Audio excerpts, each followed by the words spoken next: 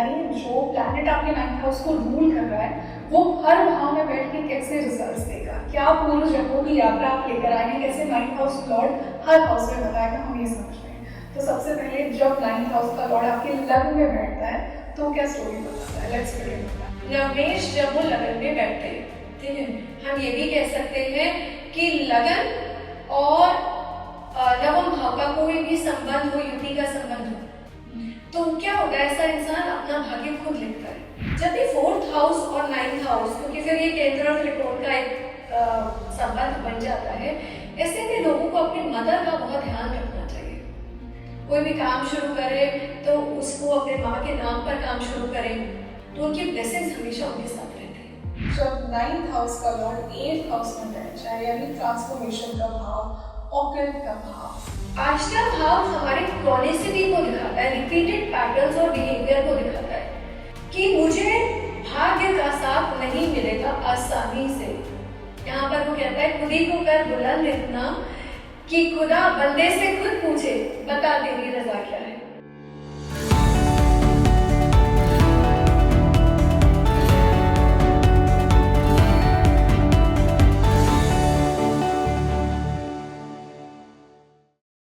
नमस्ते everyone, a very warm welcome on the show and I am your host Rangoli Sharma. देखिए, आपने बहुत से ऐसे लोग देखे होंगे जिनकी लाइफ में उनका भाग्य उन्हें हमेशा सपोर्ट करता है। इतने लकी इंसान होते हैं कि जीवन की किसी भी स्ट्रगल में वो फंसे होना, एक डिवाइन हेल्प आकर उन्हें हमेशा बचा लेती है। चाहे वो फाइनेंशियल स्ट्रगल हो, चाहे वो इमोशनल या रिलेशनशिप की स्ट्रगल हो, चाहे वो हेल्थ प्रॉब्लम हो, ये लोग बहुत लकी होते हैं। अगर मैं आपको कहूँ कि आपकी कुंडली में एक ऐसा भाव है, एक ऐसा हाउस है जो आपके लक को बताता है, मतलब इनका 9th हाउस बहुत स्ट्रांग होगा। देखिए, 9th हाउस जितना हम समझते हैं, आप पूर्व जन्मों से जो कर्म लेकर आए हैं ना, और इस जन्म में जितना आप भोगेंगे उन पूर्व जन्मों का रिजल्ट्स, वो आपका 9th हाउस है। आज मैंने इसी 9th हाउस की मिस्ट्री को समझा है। आज हम ये जानेंगे कि आप कितने लकी हैं, आपका भाग्य आपको कितना सपोर्ट करेगा। आज मैंने ये जानने की कोशिश की है। सो आई एम श्योर कि आपको आज का ये डिस्कशन बहुत ही ज़्यादा अच्छा लगने वाला है, और इस तरह का डिस्कशन आपको 9th हाउस पर ना पहले कभी नहीं मिला होगा। आप मुझे ये पॉडकास्ट शुरू करने से पहले बताइए कि आपके 9th हाउस में कौन से प्लैनेट्स हैं, कौन सी राशि है, कौन से प्लैनेट्स साथ में बैठे हैं, कौन से प्लैनेट्स का एस्पेक्ट है। ऐसा कहते हैं जुपिटर, केतु, ये प्लैनेट्स ना 9th हाउस में बहुत अच्छे होते हैं, मतलब इन लोगों को हमेशा भाग्य सपोर्ट करता है। आज जानते हैं कि आपको आपका भाग्य कितना सपोर्ट करेगा, और इसी वंडरफुल डिस्कशन के लिए मेरे साथ जुड़ी हैं आप सभी की फेवरेट और मेरी फेवरेट भी, very gorgeous and extremely talented, extremely knowledgeable as well.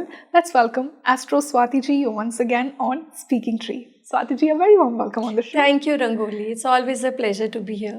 My pleasure. और पुराने जो हमारे पॉडकास्ट ना, हमारे व्यूअर्स ने इतना पसंद किया उन्हें, क्योंकि पिछली बार आपने ऐसे ऐसे कॉन्सेप्ट्स बताए जो पहले हमने कभी बात ही नहीं की थी। सो आई एम श्योर, मैं बहुत एक्साइटेड हूँ कि आज 9th हाउस पर एक बहुत ही वंडरफुल डिस्कशन मिलने वाला है। मुझे 9th हाउस पर्सनली बहुत पसंद है। ये तो सारे हाउसेज इंपॉर्टेंट है, बट आई थिंक जो आप पूर्व जन्मों से लेकर आ रहे हैं ना, और वो स्टोरी जिस तरह से 9th हाउस बताता है, आई थिंक और कोई हाउस नहीं बता सकता। तो स्वाति जी, पहले मैं आपसे जानना चाहूँगी कि 9th हाउस है क्या, कैसे उसे डिकोड किया जाए, कैसे हमारा लक, कैसे हमारा पूर्व पुण्य हमारा 9वां भाव बताएगा। पहले उसे समझते हैं, फिर हम हर प्लैनेट को 9th हाउस में समझेंगे और 9th house Lord in every house को समझेंगे। बहुत सुंदर टॉपिक है रंगोली आज का हमारा, क्योंकि अगर हम भाग्य भाव को समझे तो ये धर्म त्रिकोण का सबसे इम्पोर्टेंट भाव है, ठीक है, जिसे कहते हैं पहला, पंचम और नवम, ये बनाते हैं धर्म त्रिकोण। ये अग्नि तत्व की राशियां इसमें बैठती हैं, मेष, सिंह और धनु। अगर हम धनु को देखें तो अगर आप ये देखिए कि उसमें कितना ज्ञान छुपा हुआ है ना। नवम भाव केवल हमारे भौतिक सुख साधनों को नहीं दिखाता, वो कहीं ना कहीं हमारे विकास को दिखाता है, क्योंकि हम ज्ञान के द्वारा ही हमारा विकास हो सकता है, है ना। जब हम बात करते हैं बुध ग्रह की और बाकी ग्रहों की, तो वो हमारे लिए एक तरीके से हमारी उन स्किल्स को दिखाता है जो हम एकेडमिकली अचीव करते हैं। बट जब हम यहाँ पर नवम भाव की बात करते हैं तो हमारे लिए धर्म, ज्ञान का स्रोत दिखाई देता है यहाँ पर। और भाग्य से जो भी चीज़ें हमको मिली, चाहे वो पिता हो या हमारे लिए गुरु हो या ज्ञान हो या उच्च शिक्षा हो, वो सब आप नवम भाव से देखते हैं। तो ये भाग्य का भाव बहुत इम्पोर्टेंट हो जाता है। और आप ऐसे भी समझिए कि इसका कोई ना कोई सोर्स पॉइंट तो ज़रूर होगा। बिल्कुल। जैसे हम इसको एक्टिवेट करेंगे तो नवम भाव का सोर्स पॉइंट इसके नवमेश में छुपा हुआ है जी, नाइन्थ लॉर्ड, नाइन्थ हाउस बहुत लॉर्ड। Important role. तो नाइन्थ हाउस लॉर्ड जहाँ पर बैठता है वो, और जिस भाव को वो एक्टिवेट करता है, वो आपके लिए एक सोर्स पॉइंट बन जाता है, है ना। और अगर हम इसको थोड़ा सा डीपर समझे कि भाग्य से हमको क्या क्या मिलता है, आपने बहुत सारे लोग देखे हैं जो लाइफ में बहुत स्किल्ड हैं, वेल एजुकेटेड है, but they don't get a platform to perform. Exactly, express ही नहीं कर पाते वो हैं अपने एक्सप्रेस अपने इमोशंस को नहीं कर सकते, एक्सप्रेशन ऑफ टैलेंट नहीं है। और आप अगर बहुत सिंपल उदाहरण में अगर हम बॉम्बे में देखें तो कितना स्किल है, कितना सब कुछ है, but not everyone gets a chance to get that, है ना। और कई बार आप फिल्म इंडस्ट्री में लोगों को देखेंगे, वो कहते हैं कि कई साल मैंने स्ट्रगल किया, तब मेरे पास एक रोल आया, and then I performed, and then you know, because ये एक्नॉलेजमेंट। हमें क्या चाहिए, स्किल एक अलग चीज़ है जो हम पंचम भाव से दिखते हैं। तीसरा भाव पराक्रम को दिखाता है, बट नवम भाव की जहाँ बात आती है वहाँ पर भाग्य आपको साथ देता है। और ये भाग्य की अगर हम बात करें तो भाग्य में क्या क्या जुड़ा हुआ है। अगर आप एक अच्छी फैमिली में बॉर्न हुए हैं, आपको अपने पिता का सानिध्य, गुरु का सानिध्य मिला है, वो सब कुछ नवम भाव में छुपा हुआ है ना। क्योंकि एक तरीके से आपके लिए कई चीज़ें एक प्लेटर की तरह आ गई है ना। और एजुकेशन अगर इसके साथ जुड़ जाए तो नाइन्थ हाउस बहुत पावरफुल हो जाता है जी। वंडरफुल। इसको एक तरीके से और भी समझिए कि जब हम बात अग्नि तत्व की करते हैं, धर्म त्रिकोण की बात करते हैं, तो क्या कहते हैं, अग्नि कभी दूषित नहीं होती है ना, हमेशा राइजिंग होती है। तो कहते हैं यहाँ पर बहुत नेगेटिविटी होती है, हवन करा लो, प्योरीफाई कर लो। तो ये वो भाव है कुंडली का जहाँ से प्यूरिफिकेशन होता है। अक्सर लोग इसे केवल भाग्य तक सीमित कर देते हैं, लक फैक्टर। इसमें लक से ज्यादा, बहुत ज्यादा एलिवेशन पावर भी है, ग्रोथ की पावर है कि आपका कितना स्पिरिचुअल एवोल्यूशन होगा। बिल्कुल, आप स्पिरिचुअली कितना इवॉल्व हो गए इस जन्म में। देखिए, नवम भाव आपके पास जो भी कुछ लेकर आया है इस जन्म में, वो डेफिनेटली आपके पूर्व जन्म के आधार पर ही तो लेकर आया है। कि कितनी लंबी लाइन आपने धर्म कर्म के क्षेत्र में छोड़ी थी, तभी तो ग्रह यहाँ पर बैठे हैं जी, है ना। तभी तो नवम भाव आपका एक मेन भी हो जाता है और कहीं ना कहीं आपको उससे कुछ प्राप्ति भी होती है। बिल्कुल, इसीलिए उसे त्रिकोण का पार्ट बनाया गया है कि इतना इम्पोर्टेंट रोल वो आपके लाइफ में धर्म त्रिकोण, धर्म का भी है और त्रिकोण का भी। धर्म से हम केवल भौतिक, क्योंकि अभी आज हम भौतिक की बात नहीं करेंगे, जब हम सोर्स पॉइंट की बात करेंगे तब भौतिक तो आ ही जाएगा। पर अगर हम धर्म त्रिकोण की बात करें तो धर्म से जुड़ी हुई हर चीज, वेद, वाणी, ज्ञान, भाग्य, आपको गुरुजनों का सानिध्य, ईश्वर प्राप्ति, धर्म की यात्रा, सब कुछ तो नवम भाव में है। वंडरफुल। स्वाति जी, एक before we move on to ninth lord, एक छोटा सा कंफ्यूजन मैं क्लियर करना चाहूँगी। लोग फिफ्थ हाउस को भी पास्ट लाइफ से कनेक्ट करते हैं और नाइन्थ हाउस को भी, डिफरेंस क्या है दोनों में? देखिए, पंचम भाव से आपके मंत्र मिलते हैं, है ना। नाइन्थ हाउस उसका डिलीवरी है पंचम से पंचम जी, है ना। पंचम भाव से आप मंत्रों को चुनते हैं, आपका शुरुआत होती है, उसको सिद्ध आपको नवम भाव करता है। इसलिए देखिए, हम क्यों कहते हैं कि धर्म त्रिकोण इम्पोर्टेंट है, लगन इम्पोर्टेंट है, क्योंकि लगन क्या है, मेरी क्या सोच जा रही है, मैं वो ढूंढ रही हूँ, क्या वो मेरी डिजायर है। और पंचम उसको दिखाता है कि वो, उसके लिए मेरा कितना प्रयास है। नवम, और मैंने कितनी मेहनत करी है, और नवम उसको दिखाता है कि मैंने उसको सिद्ध किया कि नहीं किया। नवम भाव से आप धार्मिक यात्राओं को भी देखते हैं, है ना। और ऐसे लोग जिनके नवम भाव स्ट्रांग होते हैं, वो दुनिया में बड़े कार्य करते हैं। वो अपने लिए बड़े कार्य नहीं, समाज के लिए भी बहुत बड़े कार्य करने की क्षमता रखते हैं। मतलब नाइन्थ हाउस जिनका स्ट्रांग है, वो लोग दुनिया को बहुत कुछ देने आते हैं, ये कहना सही होगा। बिल्कुल, आप ये देखिए ना कि धर्म त्रिकोण, धर्म का फैलावा, एक्सपेंशन, विस्तार। और एक सबसे इम्पॉर्टेंट बात, अगर हम नवमांश कुंडली को देखें, वो भी तो 9th हाउस का एक्सटेंशन है, राइट, बिल्कुल है ना, बिल्कुल सही बात उसी है। का एक्सटेंशन है। हाँ, कि तो इतना हम क्या कहते हैं, इम्पोर्टेंट जो रोल भी दिया कुछ है। हमें भाग्य से मिला वो हाँ, हम नवमांश कुंडली में ढूंढते हैं, है राइट। ना, चाहे वो स्पाउस के फॉर्म में मिला या सब कुछ। तो नवम भाव एक बहुत इम्पोर्टेंट भाव हो जाता है, इसीलिए कहीं ना कहीं वर कुंडली में नवमांश कुंडली को सेकेंड मोस्ट इम्पोर्टेंट कुंडली कहा जाता है ना। तो ये तो 9th हाउस का एक्सटेंशन है, तो कितना कुछ 9th हाउस से हमको निकलता है जी, वंडरफुल। तो इसको हम लक तक सीमित नहीं कर सकते। लक तो डेफिनेटली इसका एक, जिसे कहते हैं ना, बाय प्रोडक्ट है ही है ना, बट इसमें there is so much in the 9th house. Swati ji, so now that we beautifully understood कि 9th हाउस बताता क्या है, क्या स्टोरी बताता है, अब हम 9th हाउस लॉर्ड, यानी जो प्लैनेट आपके 9th हाउस को रूल कर रहा है, वो हर भाव में बैठ के कैसे रिजल्ट्स देगा, क्या पूर्व जन्मों की यात्रा आप लेकर आए हैं, कैसे 9th हाउस लॉर्ड हर हाउस में बताएगा, हम ये समझते हैं। तो सबसे पहले जब 9th हाउस का लॉर्ड आपके लग्न में बैठता है तो क्या स्टोरी बताता है? Let's begin with that. देखिए, अगर वो लगन से कोई भी संबंध बनाता है, लगन में युति बनाता है, लगन में बैठता है, मैं तीनों चीज़ें कहूँगी यहाँ पर, है ना, क्योंकि हम अभी संबंध की बात कर रहे हैं। हम ये भी कह सकते हैं नवमेश जब वो लगन में बैठते हैं, ठीक है, हम ये भी कह सकते हैं कि लगन और नवम भाव का कोई भी संबंध हो, युति का संबंध हो, तो क्या होता है, ऐसा इंसान अपना भाग्य खुद लिखता है। है ना, वो इतना उसके अंदर है, क्योंकि वो आया किसके लिए, वो धर्म का प्रचार और प्रसार करने के लिए आया है। उसका रुझान ऑटोमेटिकली कहीं ना कहीं 9th हाउस तक पहुंचेगा ही पहुंचेगा। वो ढूंढेगा, आपको बचपन से उसके अंदर एक वो दिखाई देगी, एक थर्स्ट और डिजायर दिखाई देगी उसको करने की। ऐसी बहुत सारी कुंडलियां हैं जिसमें ये योग देखा है हमने, है ना। तो लगन और नवम का ये आपको केंद्र और त्रिकोण का भी बना देते हैं। बिल्कुल, हाँ, केंद्र और त्रिकोण का कनेक्शन बन गया आपका यहाँ पे। जब अगर आपका, देखिए, लगन जहाँ से आपकी सोच को बताता है, आपके रुझान को बताता है, तो रुझान किस तरफ है और क्या उसका सोर्स पॉइंट है ये अपने में कहीं ना कहीं बहुत बड़ा राजयोग भी बन जाता है ना। तो लगन आपको ऐसे लोगों को कहीं ना कहीं अपने फैमिली से तो बहुत सपोर्ट मिलता ही मिलता है। वो ज्ञान के भी और हायर एजुकेशन में भी वो उच्च शिक्षा उनको मिलती है, और कहीं ना कहीं वो इस उच्च शिक्षा के साथ साथ वो इसको आगे एक्सपैंड करते हैं। जैसे कई लोग मंदिर बना लेते हैं, हॉस्पिटल आप देखते हैं बना लेते हैं, कई चीज़ें। तो ये लगन और नवम का डायरेक्शन है जो 9th हाउस डायरेक्ट करता है लगन को। जी, वंडरफुल। तो यहाँ पे मतलब आपका त्रिकोण और केंद्र का कनेक्शन बन गया, तो अपने आप में बहुत ही ऑस्पिशियस ये पोजीशन हम मानेंगे, राइट। स्वाति जी, इसी से when 9th house Lord sits in the 2nd house, जब 9th हाउस का लॉर्ड आपके दूसरे भाव में चला जाएगा, धन के भाव में, वाणी के भाव में, तो क्या होगा?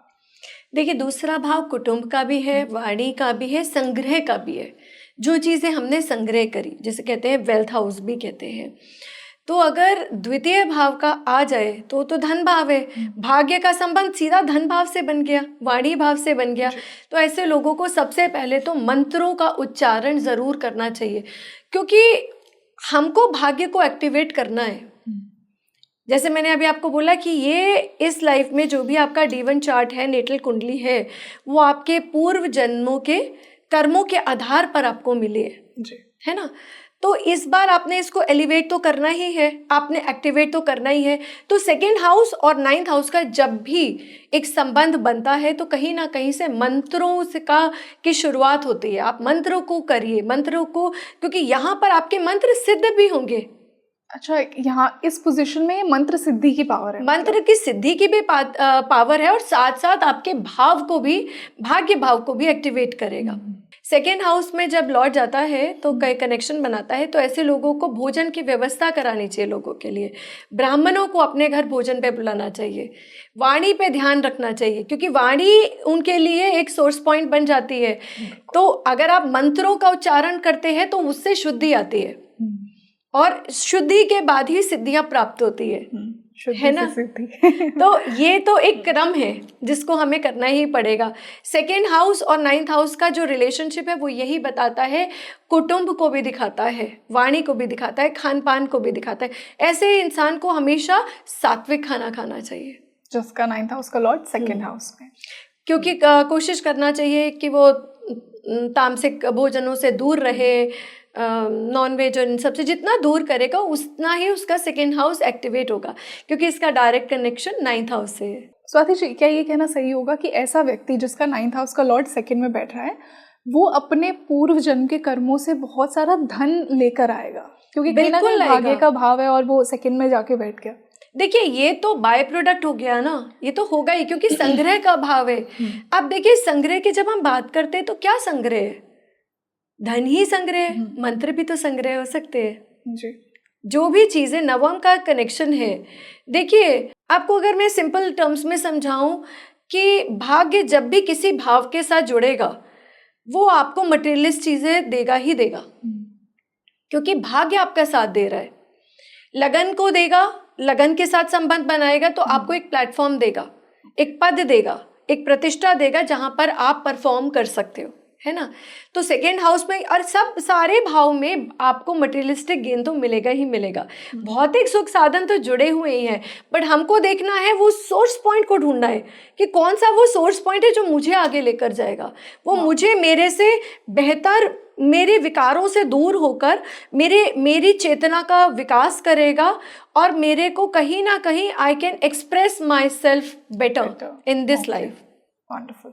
इसी से 9th हाउस लॉर्ड जब 3rd हाउस में बैठा है और दोनों 180 हैं एक दूसरे से, तो क्या होगा? जब पराक्रम के भाव में भाग्य का लॉर्ड चला जाए तो क्या होगा?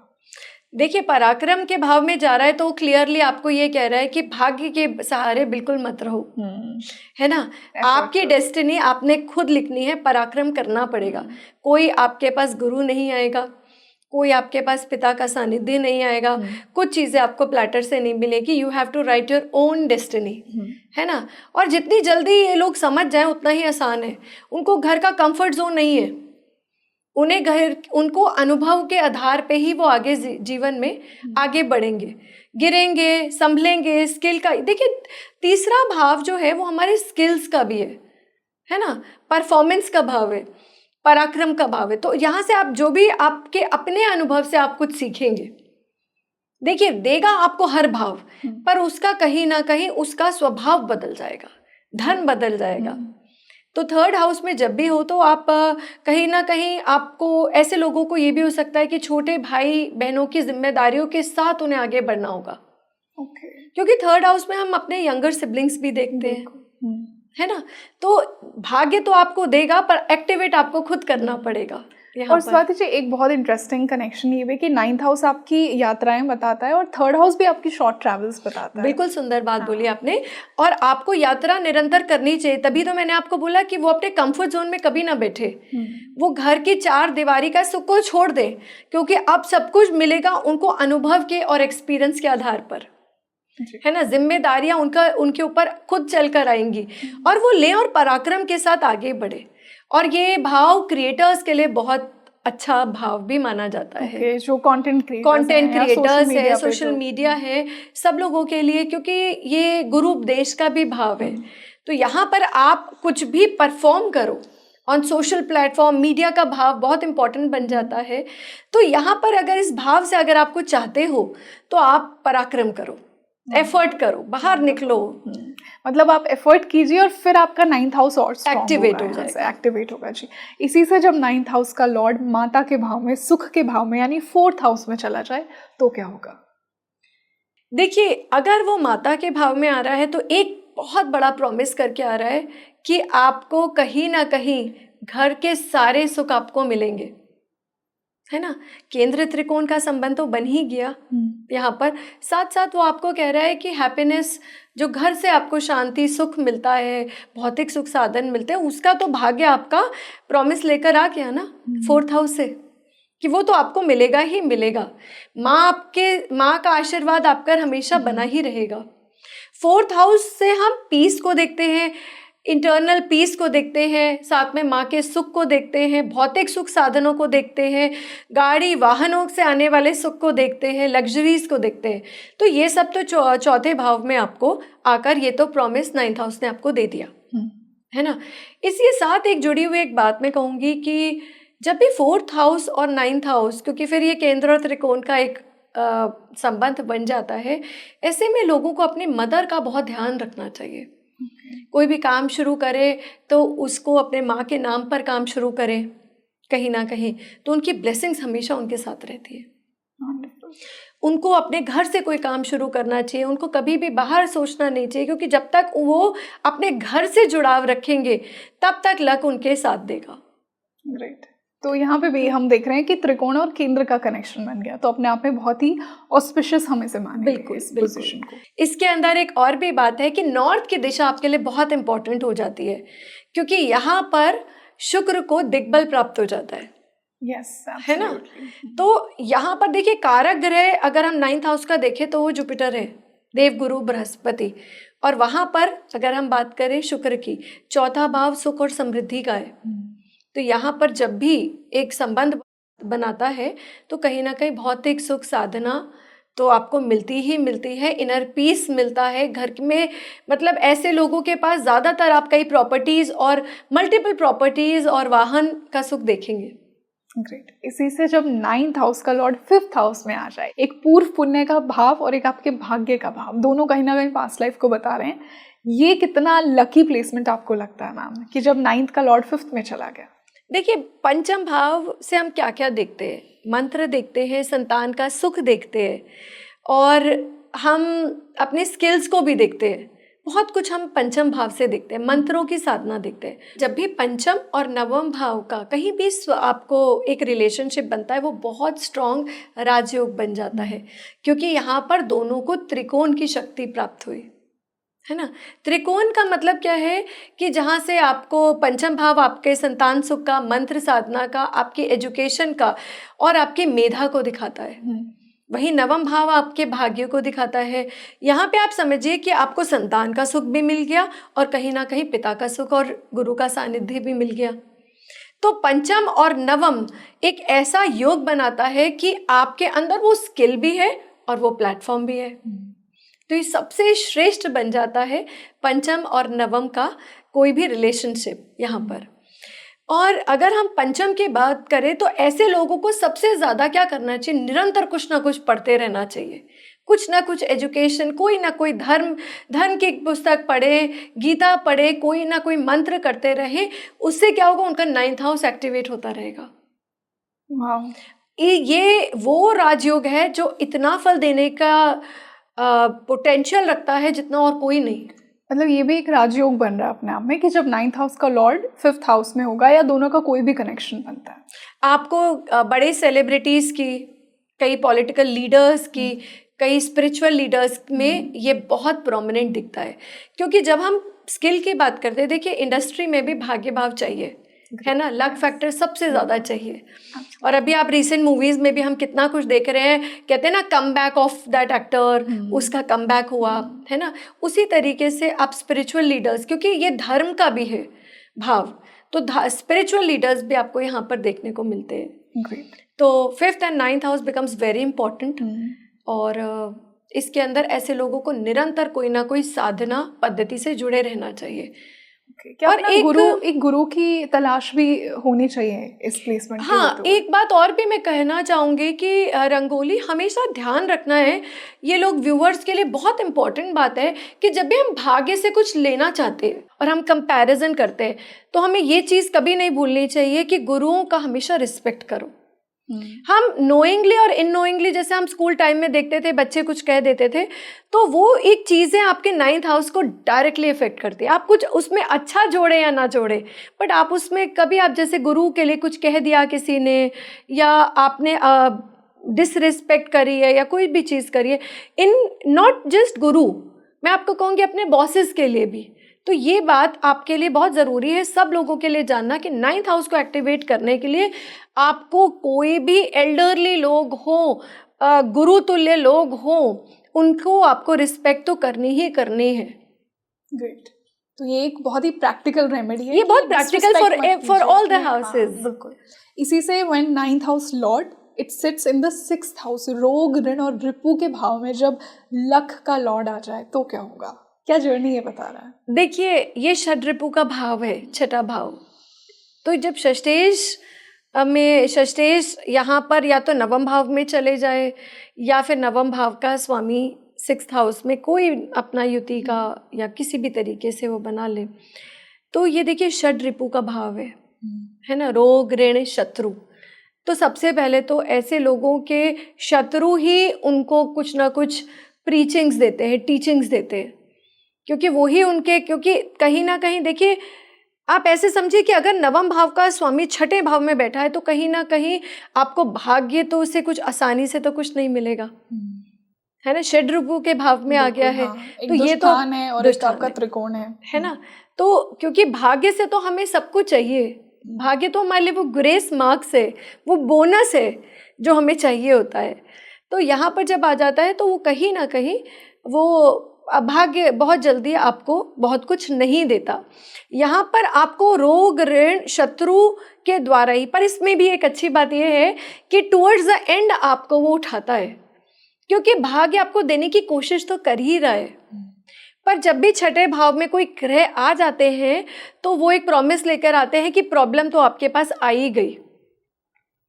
आप ऐसे समझिए कि अगर 6ठे का कोई भी संबंध आपके 3रे भाव से हो जाए तो ये कहीं ना कहीं आपके लिए एफर्ट, और 6th हाउस से दुख भाव, ये सारे का एक चेन बन गया। बट यही अगर चेन भाग्य भाव से किसी अच्छे त्रिकोण से बन जाए तो कहीं ना कहीं से आपको रिलीफ भी मिलेगा। भाग्य भी तो उसको देने की कोशिश करेगा, चाहे उसमें कितना कम पोटेंशियल है या नहीं है, बट वो देने की तो कोशिश करेगा ना। तो ऐसे लोगों को के लिए सबसे स्ट्रांग रेमेडी है, उन्हें परेशान नहीं होना कि 6th हाउस में मेरा भाग्य भाव का स्वामी चला गया है। उनको कुछ ना कुछ समाज के लिए करते रहे। ऐसे हाउसेस में बहुत अच्छे डॉक्टर्स भी होते हैं जिसका 6th हाउस में बैठता है 9th हाउस लॉर्ड, क्योंकि वो सर्विस का भी तो भाव है।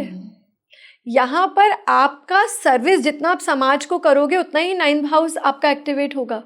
स्वाति जी, क्या ऐसा भी होगा कि जितना आप एक पर्टिकुलर 9 to 5 जॉब में होंगे, क्योंकि वो सर्विस का भाव है, उतना ही आप फिर 9th हाउस को एक्टिवेट करेंगे, क्योंकि सिंस 6th हाउस आपकी सर्विस का भाव है? ऐसा नहीं, आप इन अ वे आप उसी में कर रहे हैं, बिकॉज ये आप 6th हाउस का मतलब ये है you are using the 6th house. आप सर्विस के भाव में, आप जॉब के भाव में हैं, आप किसी भी मेडिकल फील्ड में हैं, आप किसी भी समाज के कार्य में अगर आप हैं तो आप 6th हाउस को तो आप यूज कर ही रहे हैं ना। तो आपको ये समझना है कि उसको एक्टिवेट करने का सोर्स पॉइंट ये है कि आपको समाज से, आपको शिकायत नहीं करनी, आपको समाज के लिए कुछ कार्य करने हैं जहां से वो एक्टिवेट हो। वंडरफुल स्वाति जी, इसी से one of the most asked placement कि जब मेरे भाग्य का लॉर्ड मेरे 7वें भाव में बैठ जाए, तो ये बहुत ही लोगों को फैसिनेट करती है प्लेसमेंट, क्योंकि पार्टनरशिप को बताता है, मैरिज को बताता है। कुछ लोग ये भी कहते हैं कि जब 9th हाउस का लॉर्ड 7th में बैठेगा तो आप पूर्व जन्म से उसी व्यक्ति से विवाह कर रहे हैं, पूर्व जन्म से वो पार्टनर आ रहा है, सेम पार्टनर। कितनी सच्चाई है, क्या स्टोरी बताता है 9th हाउस का लॉर्ड जब 7th में बैठ जाए? सबसे पहले तो लोग कहते हैं कि शादी के बाद इसका भाग्योदय होगा, इसका भाग्योदय, इसका पार्टनर ऐसा आएगा कि वो उसको लक को राइज करेगा, है ना। क्योंकि यहाँ पर सप्तम का स्वामी नवम के साथ रिश्ता बना रहा है, कमिटमेंट का भाव है, पार्टनरशिप का है, कोलैबोरेशंस का भी है। तो ऐसे लोगों के लिए सबसे अच्छी बात यह है कि उनका जो शादी के बाद उनका भाग्य भाव ना एक्टिवेट होने लगता है। तो कई बार आप लोगों को कहते हैं ना कि इसका शादी के बाद देखो कितना अच्छा ही इज राइजिंग, कितना अच्छा कर रहा है, इनके घर लक्ष्मी आई है, कि ऐसा पार्टनर आया कि वाइफ ऐसी हुई या हस्बैंड ऐसा हुआ कि इसके साथ मिलते ही आपने तो करियर में एलिवेट कर लिया और आपकी लाइफ प्रमोशंस हो गए, लक्ष्मी आ गई इनके घर। क्योंकि टेक्निकली लोग इसको ऐसे ही कहते हैं, लक्ष्मी इनके घर आ गई, है ना। तो क्योंकि भाग्य लेकर आई है वो अपने साथ। ऐसे लोगों के लिए क्या करना चाहिए, उनको अपनी वाइफ का बहुत ध्यान रखना चाहिए, ठीक है। और ध्यान तो देखिए सभी को रखना चाहिए, बट यहाँ पर वो एक प्लेसमेंट सीधा भाग्य के साथ जुड़ जाती है। क्योंकि यहाँ पर अभी अब कुछ भी आप सोचिए कि आपके लिए वो भाग्य की भी पार्टनरशिप है ना। तो आप उनके नाम से भी कोई काम शुरू कर सकते हैं। और नवम भाव, जैसे अभी हमने बात करी, नवम भाव नवमांश कुंडली में भी 7th हाउस का विस्तार ही है जी, है ना। जो भी कुछ हम भाग्य से मिलता है हमें, वो हम 9th हाउस में जैसे ढूंढते हैं, तो वो थ्रू योर पार्टनर ही तो देखते हैं। क्योंकि आप मैरिज का अगर हम कालखंड को समझें कि हम नॉर्मली जो भी हमारी आफ्टर मैरिज का जो एज शुरू होती है जिसको हम कहते हैं 25 के बाद नॉर्मली, तब हम कहते हैं ना एक लाइफ में टर्निंग पॉइंट आता है, एक नई जिंदगी की एक शुरुआत नई होती जिंदगी है। की शुरुआत होती है। और आपको अगर कभी ग्रोथ चाहिए तो आप कौन से प्राइम ईयर्स में तो ढूंढना चाहेंगे। अगर यही ग्रोथ आपको 40s के बाद मिले या आपको जस्ट आफ्टर मैरिज मिले तो भोग कहाँ पे है सबसे पहले? यस, मजा नहीं है ना, मजा नहीं है। तो आप ऐसा भी कई कुंडलियों में आप देखने को मिलता है कि जहाँ 40s के बाद आप लोगों को राइज करते हुए देखते हैं, है ना। बट सप्तम भाव इसलिए बहुत इंपॉर्टेंट हो जाता है। वंडरफुल, आई थिंक मुझे भी बहुत फैसिनेटिंग लगता है ये प्लेसमेंट। इसी से हम बात करेंगे 8th हाउस। जब 9th हाउस का लॉर्ड 8th हाउस में बैठ जाए, यानी ट्रांसफॉर्मेशन का भाव, ऑकल्ट का भाव, इसे बहुत ही फैसिनेटिंग एक प्लेसमेंट और कनेक्शन माना जाता है। क्यों इतना इसके बारे में चर्चा होती है स्वाति जी? क्यों 9th हाउस और 8th हाउस के कनेक्शन को इतना इम्पोर्टेंट माना गया? देखिए, सबसे ज़्यादा दुविधा अष्टम भाव के साथ जुड़ी हुई है, क्योंकि नवम से द्वादशेष हो जाता है, 12th फ्रॉम 9th। तो यहाँ तो एक बात तो पक्की बात है कि आपको भाग्य से कुछ भी नहीं मिलेगा। कुछ भी नहीं मिलेगा? देखिए, इनिशियली तो नहीं मिलेगा। उसका रीज़न क्या है कि ना तो आपको पिता का सानिध्य मिलेगा, ना आपको कहीं ना कहीं गुरु कृपा नहीं मिलेगी, क्योंकि 9th हाउस का लॉर्ड अपने से 12th चला गया है ना। That's a classical rule text, है ना, जो ऋषियों ने बनाया है।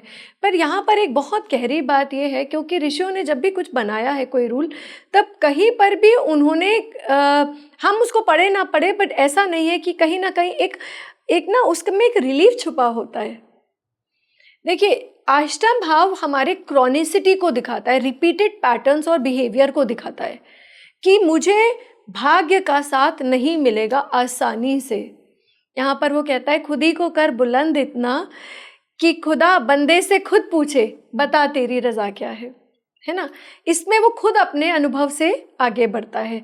और ऐसे में एग्जाम्पल अगर हम ले तो आप ओशो के चार्ट को देखिए, ठीक है, हुज गॉट रेवोल्यूशन, जिन्होंने रेवोल्यूशन लेकर आए, है ना। अष्टम भाव हमारे हठ योग को भी दिखाता है, हमारी मंत्र से साधना को भी दिखाता है। तो अब क्योंकि अष्टम भाव में अगर हम शुरू में देखें तो केवल प्रॉब्लम्स ही हैं या क्रॉनिकल चीज़ों का एक पैटर्न है, पर जब हम उस अष्टम भाव को के अंदर जाते हैं तब हम मंत्र, साधना, तप, रहस्य, अकल्टिज्म सब कुछ लेकर आते। खनिज, जो हीरे भी हैं वो सतह के नीचे ही हैं, पर उसके लिए आपको अष्टम भाव में डूबना पड़ेगा।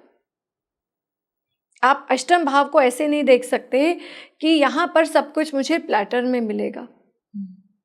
तो अष्टम भाव देखिए, अकल्टिस्ट के लिए, हीलर्स के लिए, रेकी हीलर्स के लिए, इवन टैरो रीडर्स के लिए और इन सब के लिए बहुत इम्पॉर्टेंट हो जाता है, क्योंकि साधना का भाव है, ये अंधेरा है, ये शनि का हेडक्वार्टर्स है ना, तप है इसके अंदर।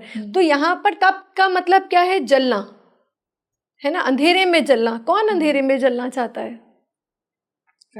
जब यहाँ पर आप ऐसी कई प्लेसमेंट्स होती है जब सूर्य आपके अष्टम में चला जाता है, हाँ, है ना, 9th लॉर्ड होकर, तो आपको ऐसे समझ लीजिएगा, तब आपको दिखाई देता है, ऐसी कुंडलियों में साफ दिखाई देता है कि या तो पिता की मृत्यु समय से पहले हो गई है, यंग हो गई है, या फिर उनका कहीं ना कोई ऐसा हेल्थ इशू है जो आपके ऊपर वो जिम्मेदारी बनी हुई है। मतलब पिता की जिम्मेदारी हाँ, इस व्यक्ति पर होगी। अभी हम नवम भाव से पिता से एक तरीके से एक बोनस चाह रहे हैं, है ना, कि पिता हमारे को कितना हमारे लिए दे सकते हैं। अष्टम में वो रिस्पॉन्सिबिलिटी के फॉर्म में आ रहा है कि वो आपको कुछ काम करवाएंगे। हाँ, आपको एक जिम्मेदारी हो गई, अब आपके ऊपर एक एडेड जिम्मेदारी हो गई। तो प्लेटर में तो नहीं आई ना। तो यहाँ पर आपको ज्ञान और गुरु दोनों ढूंढने पड़ते हैं। आप गुरु को ढूंढेंगे, आपको गुरु नहीं मिलेंगे, समाधि में जाना ही पड़ेगा। तो अष्टम भाव बहुत इंपॉर्टेंट भाव है। तो ऐसे लोगों को जो भी जिनका भाग्य भाव का स्वामी अगर अष्टम में, क्योंकि उनकी शिकायत हमेशा ये रहती है, भाग्य मेरा साथ नहीं देता, लक मेरे को कभी फेवर नहीं करता। तो ऐसे लोगों को सबसे पहले यह है कि उनको कहीं ना कहीं अपने ऊपर ही वर्क करना चाहिए, भाग्य के ऊपर कुछ भी छोड़ना नहीं चाहिए। वो परफॉर्म बहुत अच्छा करेंगे अगर वो अपने ऊपर वर्क करेंगे। जी, इसी से ninth house Lord when it sits in the ninth house itself, जब नवम भाव में ही नवम भाव का स्वामी बैठा हो तो क्या होगा? देखिए, नवम भाव की ऊर्जा ज्ञान प्रज्ञा का भाव है, ज्ञान का भाव है। तो अगर यहाँ पर स्वामी ही बैठ जाए तो नाइन्थ हाउस को तो बिल्कुल वहाँ पर तो प्रकाश ही प्रकाश रहेगा, है ना। तो ये यहाँ पर बहुत ऐसे लोग होते हैं जो समाज के लिए कुछ बड़ा कार्य करते हैं। इज इट फेयर टू से कि ये लोग बहुत लकी होंगे और पूर्व जन्म से बहुत अच्छा कर्म लेकर आ रहे हैं, जिनका नाइन्थ हाउस का लॉर्ड नाइन्थ में ही बैठा है? वो लकी तो है ही है, साथ में वो उनके पास इस तरीके की अपॉर्चुनिटीज भी होंगी और उनके मन के अंदर एक इच्छा भी होगी कि अब मुझे बहुत कुछ मिला है और अब मैं इसको फैलाऊं, इसके लिए कुछ करूं, कुछ कार्यरत रहूं। तो नाइन्थ हाउस का स्वामी जब नाइन्थ हाउस में आता है, ये बहुत ही सुपर कॉम्बिनेशन है। Great. क्योंकि इससे ज़्यादा तो आप नाइन्थ हाउस को किसी तरीके से पावरफुल बनाने का सबसे अच्छा तरीका यही है कि इतनी अग्नि, इतनी ऊर्जा, इतना आशीर्वाद, इतना ज्ञान उसके अंदर है कि अब आपके पास वो सोर्स पॉइंट को, अब आपको उसको विस्तार की आवश्यकता पड़ गई। तो वो ऐसा इंसान हमेशा आप देखेंगे कहीं ना कहीं प्याऊ लगवा रहा होगा, कुछ ना कुछ ऐसे ही सोच रहा होगा, हॉस्पिटल्स के लिए कुछ कर रहा होगा, समाज के लिए बहुत बड़े बड़े कार्य करते हैं और ऐसे लोग बहुत बड़े स्पिरिचुअल लीडर्स भी होते हैं। ग्रेट। इसी से मैं बात करूंगी ninth house Lord in tenth house, यानी वो खुद से सेकंड जब चला जाता है तो क्या होगा? एक तो कर्म का भाव हो गया और एक आपका त्रिकोण हो गया, केंद्र और त्रिकोण का भी यहाँ कनेक्शन बन गया। देखिए, क्रेन त्रिकोण के साथ साथ वो धर्म कर्म आधिपति योग बन गया। धर्म कर्म आधिपत्य योग। ऐसे इंसान को के अंदर ना कोई फर्क नहीं होगा कि क्या मेरा धर्म है और क्या मेरा कर्म है। वो कर्म भूमि को पता है क्या सोचेगा कि मेरे को, मैं सब कुछ तो कर रहा हूँ, उसको वहाँ पर ना एक तरीके से ईश्वर का आदेश के तरीके से वो अपना काम करेगा यहाँ, क्योंकि ये डायरेक्शन उसको नाइन्थ हाउस से आ रही है। क्योंकि नाइन्थ हाउस का जो कनेक्शन टेंथ हाउस में बना, वो क्योंकि उसमें धर्म भी जुड़ गया और कर्म भी जुड़ गया, तो ये बहुत पावरफुल जगह बन जाती है। तो आप ऐसे में समझिए कि उसको यही नहीं समझ में आएगा कि उसको कहीं जाने की ज़रूरत ही नहीं है। उसके लिए उसका वो कहेगा मेरा ऑफिस ही मेरा मंदिर है, मेरी काम ही मेरी पूजा है। तो धर्म कर्म आधिपत्य योग बहुत श्रेष्ठ योग में होता है। ये केंद्र और त्रिकोण का तो संगम है ही यहाँ पर, साथ में कर्म का संबंध भाग्य के साथ आ गया। क्योंकि आप इसको डीपर समझिए कि धर्म हमारा, क्योंकि हम अपनी आइडेंटिफिकेशन को कहाँ ढूंढते हैं, आपको कोई क्या कहता है, आप क्या करते हो, है ना, उसके साथ भाग्य का सहारा मिल गया, तो ये बहुत ज़्यादा एक एलिवेटिंग बन जाता है। बहुत अच्छा प्लेसमेंट है। मतलब ये इसी से जब नाइन्थ हाउस लॉर्ड इच्छाओं के भाव में यानी 11वें भाव में चला जाए खुद से तीसरा, तो क्या होगा? अक्सर सब कहेंगे कि ये तो फुलफिलमेंट ऑफ डिजायर्स का है, लाभ भाव है। और 11वें भाव को ऋषियों ने एक ऐसा भाव बताया है कि जिसमें केवल लाभ ही लाभ है ना, उसको एक एक्सेप्शनल भाव कहा गया है फुलफिलमेंट ऑफ डिजायर्स का। पहले भाव से अगर संबंध मेरा लाभ, दूसरे से मेरे कुटुंब का लाभ, तीसरे मेरे पराक्रम से लाभ, चौथे मेरे समाज, मेरे माँ भावना, मेरे घर से लाभ, तो हर चीज़ हम लाभ से ही जोड़ते हैं, है ना। तो जब हम नवम का स्वामी का 11th हाउस में हो जाता है, तो एक तो वो हो सकता है जो कि हर कुंडली में हम देखते हैं कि कहीं ना कहीं उसका नेटवर्क बहुत फैला होता है। कोलैबोरेशन नेटवर्क फॉरेन कंट्री से, मतलब बहुत ज़्यादा इंपोर्ट एक्सपोर्ट के साथ जुड़ाव होना या काम होना, और बिग कोलैबोरेशन, मतलब आपका जो भी चीज़ आप नेटवर्किंग से देखते हैं वो यहाँ पर आपको मिलता है 11th हाउस में। ऐसे लोग ऐसे होते हैं, ऐसे लोगों को आप ऐसे समझिए, right time right place right decision, है ना, आप उसको वो क्रैक कर लेते हैं, वो टैप कर लेते हैं वो एनर्जीज को। उनके साथ लोग, ऐसे लोग जुड़ते हैं जो उनको एक्सपेंशन की तरफ लेकर जाते हैं। वो आपके पास खुद एक अपॉर्चुनिटी बनकर आएंगे। तो फुलफिलमेंट ऑफ डिजायर्स का मतलब क्या है? क्योंकि देखिए अब भाग्य का संबंध सीधा सीधा लाभ के साथ बन गया, इच्छाओं की पूर्ति के साथ हो गया। तो क्या इनकी सारी इच्छाएं पूर्ण होंगी, ऐसा ये कहना सही होगा? बिल्कुल सही होगा। पर एक बात इसके अंदर मैं ज़रूर कहूँगी कि ये त्रिषडाय भाव भी है, उपचय भाव में भी आता है। तो हमेशा यहाँ पर कुछ ना कुछ एक कमी ज़रूर रह जाएगी, विच इज़ जनरली आपकी हेल्थ की कमी। आप 11th हाउस को हमेशा मटीरियलिस्टिक चीज़ों के साथ जोड़िए, वो आपको देगा, वो प्रॉमिस लेकर आया है, पर वो आपका हेल्थ का प्रॉमिस कभी नहीं करता।